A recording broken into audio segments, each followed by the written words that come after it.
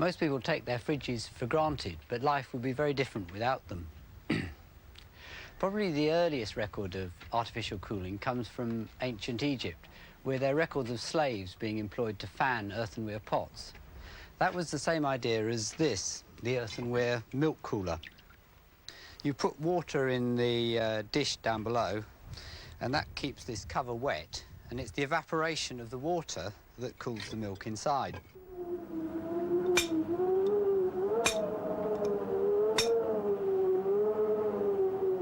The other method of cooling things, used extensively in ancient Rome, was simply to collect snow. Using a bit of insulation, it can last a surprisingly long time without melting.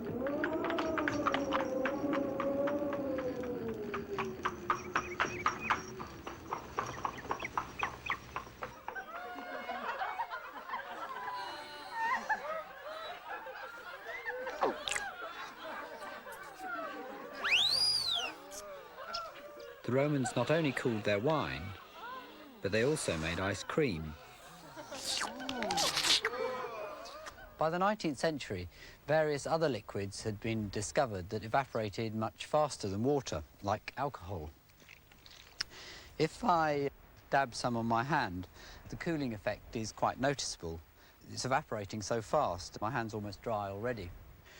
And this produces even more rapid evaporation.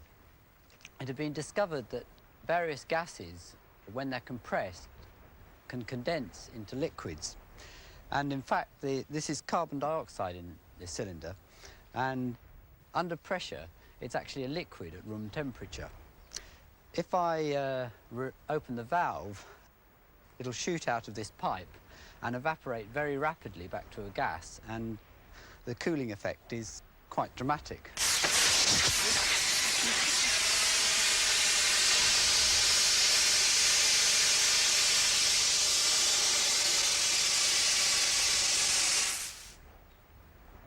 You can see the black pipe has now gone all white because it's covered in frost.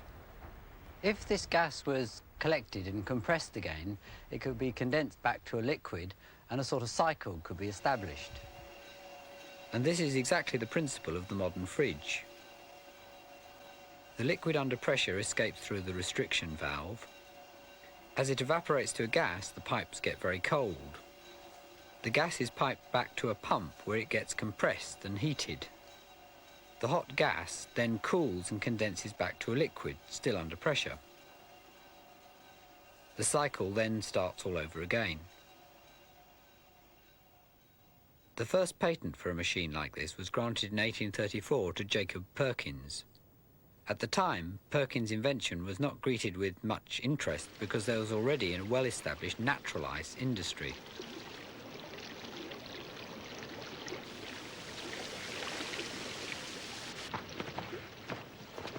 Ice was cut from the lakes in America on a vast scale.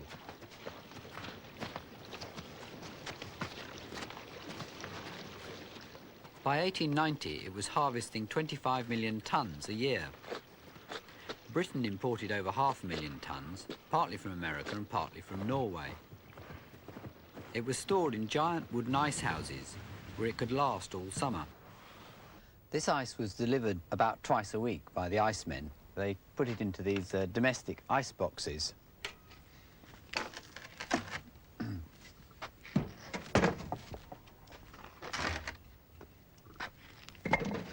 The ice went in the top and the food goes in the bottom. The ice slowly melted and ended up in a drip tray which had to be emptied every day or two. Well, the natural ice industry was well established in Europe and in America, but in Australia the winters weren't really cold enough to produce much ice. In 1837, James Harrison emigrated from Glasgow to Australia. He became a journalist, but his real obsession was refrigeration. Oh dear, I cannot concentrate, it's too hot. If only I had a wee machine to make ice. Aye. Oh, his first machine didn't work, which he blamed on inferior colonial workmanship. He then went to England and persuaded a Dr. Seeby to make one, based on Perkins' design. By 1858, Harrison had brought Seaby's machine back to Australia. Here's my machine, and here you see a perfect lump of ice. Right, there's a flywheel here, right? Make sure it's well adjusted. Harrison was then commissioned by a brewery to build a commercial refrigeration plant. So cooling Australian lager was the first practical use of an artificial refrigeration machine in the world.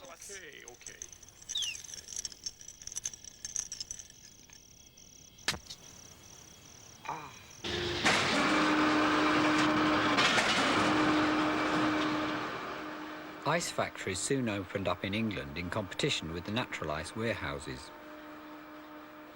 The Lowestoft Ice Company was one of the first, as David Forster remembers. The ice company originally began in 1898, and it was my great-grandfather, Mr. W.F. Cockrell, who decided that ordinary ice from the glaciers, the Norwegian glaciers, wasn't sufficient for good quality ice, so he decided to make artificial ice using ammonia refrigerant, which happened to come on the market in the 1870s, 1890s.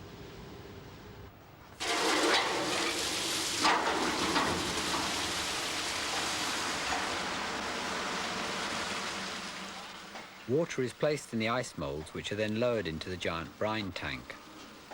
The circulating brine is cooled by pipes full of the ammonia refrigerant to about -10 degrees centigrade.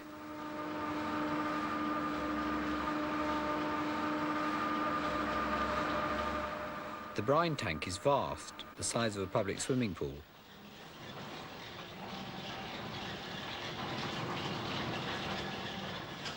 After a few days, the water in the moulds has fully frozen and is ready for use. To extract the ice, the moulds are first transferred to a bath of warm water to loosen them.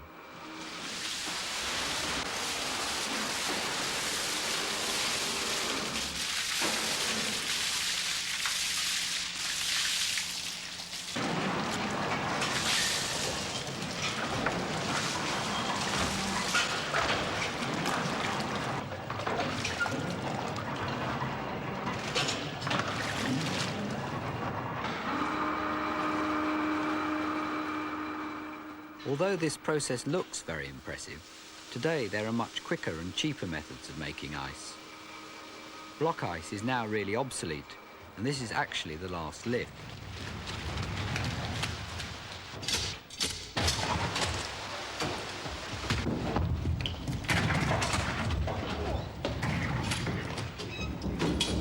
It's rather sad to see the last lift. It's on the floor there. These are the last blocks that are ever These going are to the come last out blocks, of, actually, the very last blocks. It's a very old-fashioned way of making ice, and it's not really very viable nowadays.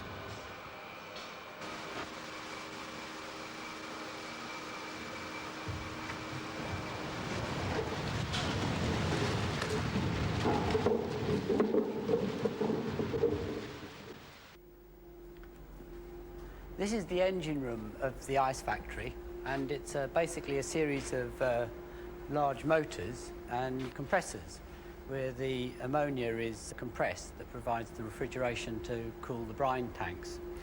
The modern domestic refrigerator is exactly the same in principle, with an electric motor and a compressor, obviously much smaller. But there was a gap of about 30 years between developing these large ones and making something that was practical enough to put in a kitchen. These have quite a few problems. They leak, there are glands and valves on them, and also they're very smelly. The whole place smells strongly of ammonia. The General Electric Company of America decided that the best solution was to enclose the motor and the compressor in a single airtight container.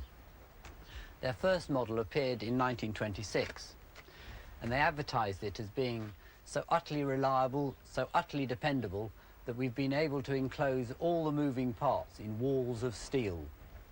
And it is rather a handsome contraption. The shape of this fridge was designed by the refrigeration engineers themselves. Here it's being demonstrated by Betty Davis in 1935. Good morning. Good morning. My dear, why didn't you wake me up? Oh, there's nothing to do, really. And people quarrel with the inconvenience of living so far out. It's really been the most delightful weekend I've had in years. I wouldn't live anywhere else. Of course, there's the difficulty of service. By the 1950s, specialist industrial designers and stylists have been brought in. They change their fridge's appearance every year or so to keep in fashion and to present a sophisticated image.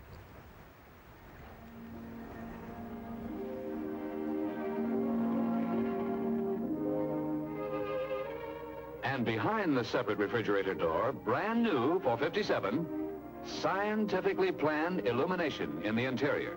Not just one light to light the upper area, but two to give full illumination across the top, and then a third light to light the lower shelf area.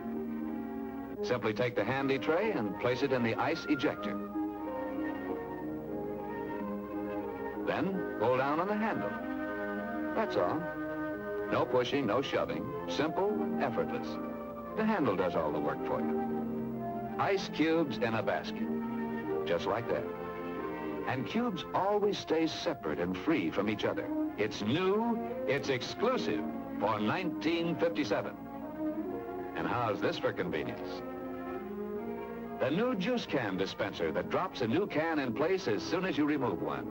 As handy, as convenient as the frozen food package dispenser alongside. Remove one package, and another is ready for instant use. For more features to demonstrate, it's the Imperial 121 for 1957.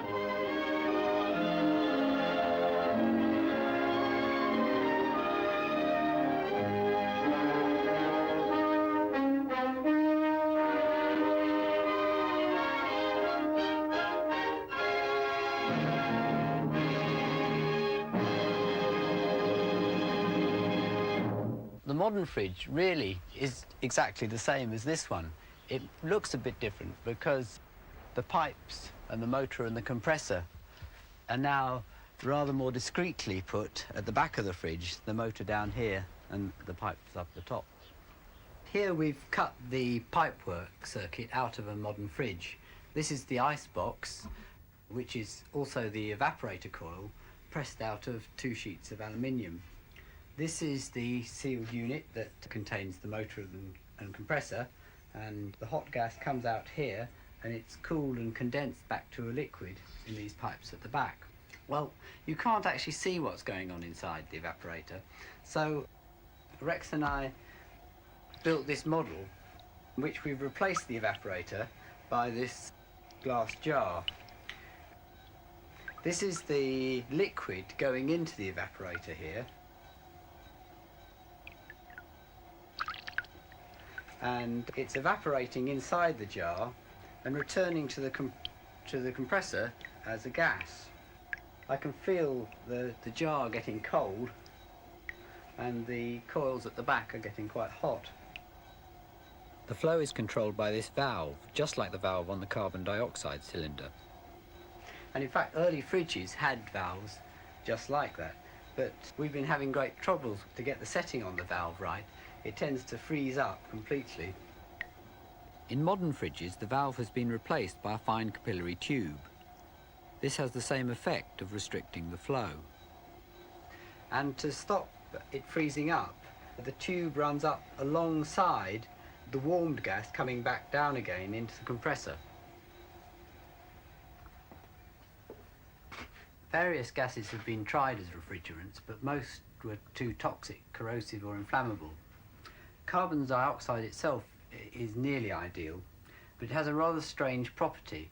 It sometimes can change directly from a gas to a solid, which I think we can show you with this setup here.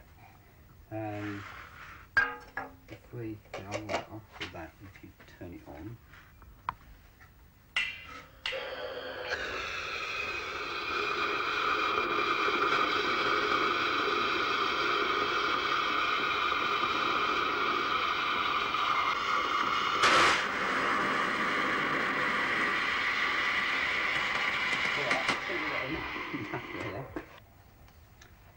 This so-called dry ice is very useful stuff. It's used for keeping things cold, and it's also used theatrically for creating effects of mist when it's usually put into hot water. But it wouldn't be much good as a refrigerant because the solid could keep blocking up the pipes.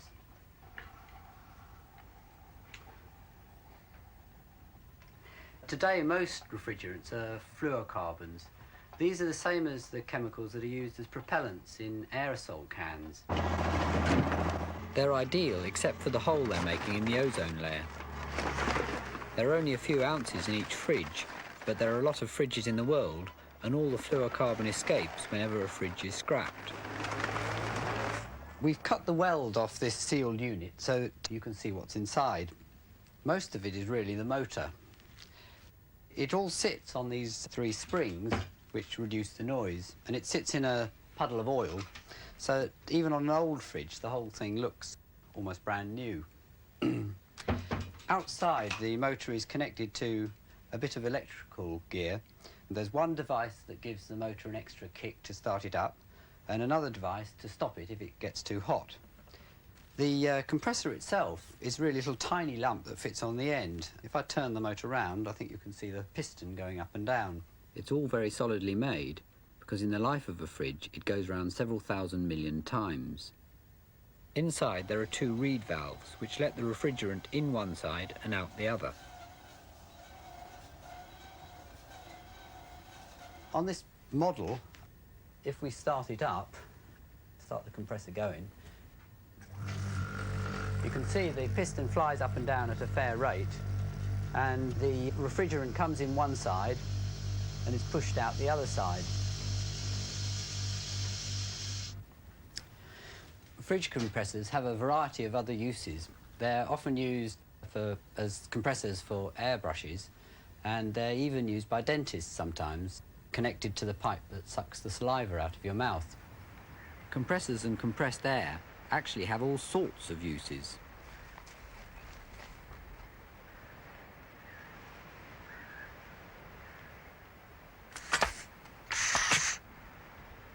This capsule gun works entirely on compressed air. I made it a few years ago to simulate bullet hits for films and TV. It's by necessity a bit complicated. The mechanism inside is a real plumber's nightmare.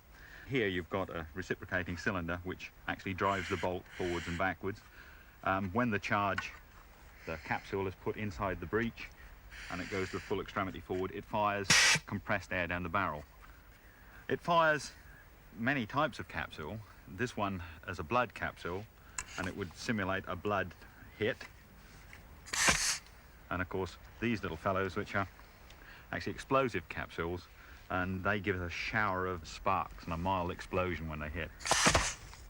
Meanwhile, back inside the fridge, the compressor is pumping the refrigerant round, but it still needs something to turn it on and off at the right temperature. It does this with this fine tube full of a liquid. The liquid expands as the temperature rises, and that pushes out this small bellows at the end. We've got one of these thermostat switches set up on this model here. If I hold the end to raise the temperature, the bellows will expand, and at some point the contacts on top will flick over and the compressor will start up. Sometimes takes a little while. Perhaps it's not going to do it.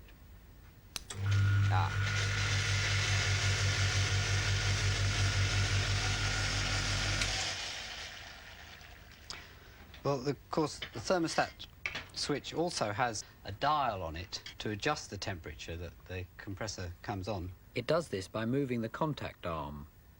The closer the arm to the bellows, the less the bellows has to expand to flick the switch. Thermostat switches have hundreds of uses, wherever something needs turning on or off at a particular temperature. This is a water clock I built a few years ago with a friend. On the hour, water is released from a tank on the roof, and this starts it all working.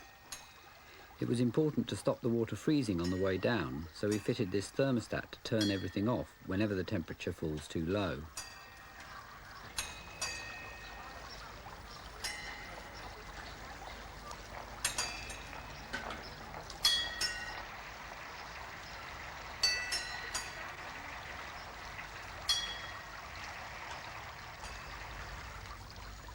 That completes the basic fridge mechanism, but without a thick layer of insulation, all the cold would quickly be lost.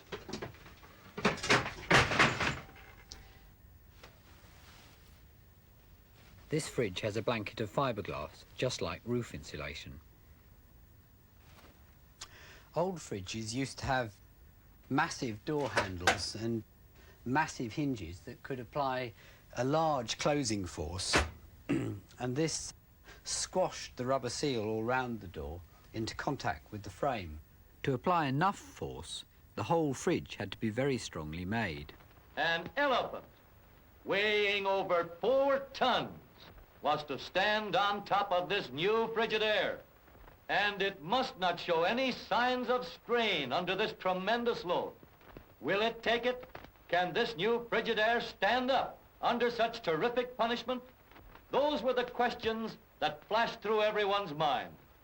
But look, our elephant isn't in doubt. And as he cautiously but firmly places each foot on top of the Frigidaire, it is proved without a question of doubt that this new Frigidaire cabinet is a real masterpiece of construction. Yes, gentlemen, here is a cabinet so sturdy, so strong, that the door can be opened and closed while it supports this tremendous load of over 4 tons. In modern fridges, there's a flexible magnetic strip inside the rubber seal. You can sometimes see the seal pulling itself against the door frame just after you close the fridge. Here we've cut one of these seals out of a modern fridge, and I can pull the magnetic strip out just to prove it's magnetic. This has made it unnecessary for fridges to have such massive handles and hinges. In fact, the whole casing can now be much less substantial. When I was repairing domestic appliances for a living, one of the most common faults I come across on fridges was an ill-fitting door seal. There's an easy way to check whether the door seal is actually gripping the cabinet or not, and that's to drop in a piece of paper, which should be quite a tight, locked fit.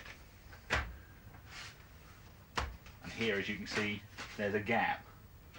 Now, there's quite an easy way of repairing this, which was rather embarrassing when you was in a customer's house, because the first thing to do was to get the customer out of the kitchen, because the only way to repair it satisfactorily was brute force.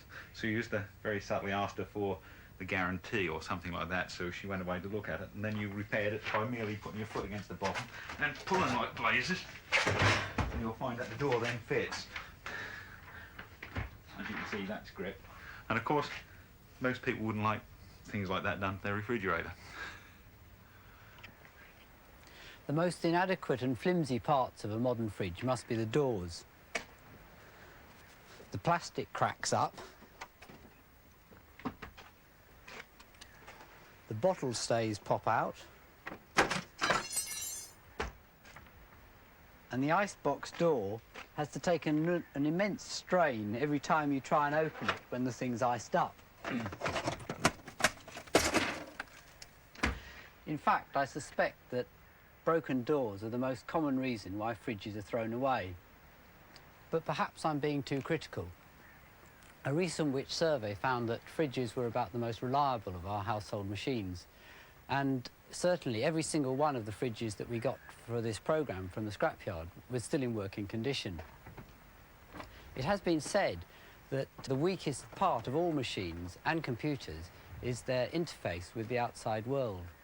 And the idea of enclosing all the moving parts of a fridge as a single airtight unit has not only stopped all the leaks, but it's also produced a machine that has a quite unusual degree of reliability. Just think how many times a year your fridge has to turn on and off. The front of your fridge may be cheap and nasty, but I hope the next time you look at the back of your fridge, you'll regard it with suitable admiration.